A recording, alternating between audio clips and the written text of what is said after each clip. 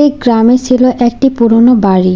গ্রামের মানুষ সেই বাড়িটিকে বলতো কালো বাড়ি, কারণ সন্ধ্যা নামলেই বাড়িটার চারিদিকে যেন অদ্ভুত অন্ধকার ঢেকে যেত। গ্রামের সবাই জানতো ওই বাড়িতে রাতে কেউ যায় না, কিন্তু শহর থেকে আসা তিন বন্ধু রাহাত, সাগর আর নিলয় এসব বিশ্বাস করতো না। একদিন তারা গ্রামের মানুষের কথা শুনে ঠিক করলো আজ রাতে তারা ওই কালো বাড়িতে যাবে। গ্রামের এক বৃদ্ধ বলল, বাবারা ভুল করো না, ওই বাড়িতে গেলে কেউ ভালোভাবে ফিরে আসে না।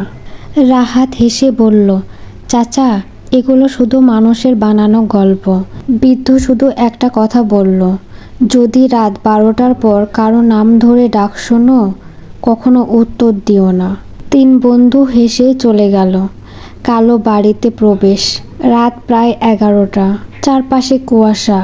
তারা টর্চ নিয়ে কালো বাড়ির সামনে দাঁড়ালো। বাড়িটার দরজা অর্ধেক খোলা ছিল। দরজাটা ঠেলে ঢুকতেই শব্দ হলো। ভিতরে ঢুকতেই তারা দেখলো সব জায়গায় ধুলো, ভাঙা চেয়ার আর দেয়ালে পুরনো ছবি। হঠাৎ নিলয় বলল, এই শুনছো, কেউ কি হাঁটছে? উপরে তালা থেকে মনে হচ্ছে পায়ের শব্দ আসছে। সাগর বলল, চলো উপরে গিয়ে দেখি। তারা সিঁড়ি দিয়ে উঠতে লাগলো। হঠাৎ সিঁড়ির নিচে ধপ করে কিছু একটা পড়ে গেল। তারা নিচে টর্চ ফেলতে দেখলো একটা পুরনো পুতুল মেঝেতে পড়ে আছে, কিন্তু একটু আগেও সেখানে কিছুই ছিল না। নিলয় ভয় পেয়ে বলল, আমরা কি ফিরে যাব? রাহাত বলল, না, দেখি কি আছে। রাত 12টা। ঘড়িতে ঠিক 12টা বাজলো। হঠাৎ পুরনো বাড়ি যেন ঠান্ডা হয়ে গেল। তারপর একটা ফিসফিস শব্দ শোনা গেল। রাহাত থেমে গেল।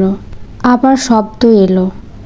নিলয় ফিসফিস করে বলল, উত্তর দিও না, বৃদ্ধ বলেছিল। কিন্তু রাহাত বলল, কে কে আমাকে ডাকছে? এই কথা বলতেই উপরে ঘরের দরজা দাম করে বন্ধ হয়ে গেল। ভয়ঙ্কর আবির্ভাব। ঘরের ভিতর হঠাৎ ঠান্ডা বাতাস বইতে লাগলো। দেওয়ালে পুরনো ছবিগুলো নড়তে লাগলো। তারপর তারা দেখলো ঘরের কোণে দাঁড়িয়ে আছে একটা লম্বা ছায়া। ধীরে ধীরে ছায়াটা মানুষের মতো হয়ে উঠল। তার মুখ নেই, চোখ নেই, শুধু কালো অন্ধকার। হঠাৎ সে বলল, অনেক দিন পর কেউ আমার নাম ধরে উত্তর দিল।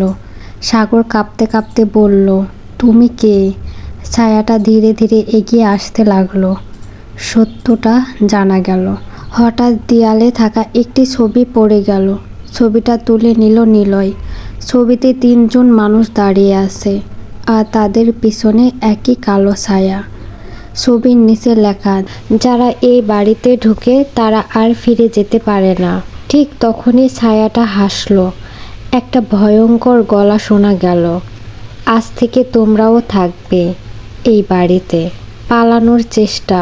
তিন বন্ধু দৌড়ে নিচে নামতে লাগলো, কিন্তু সিঁড়ি যেন শেষই হচ্ছে না।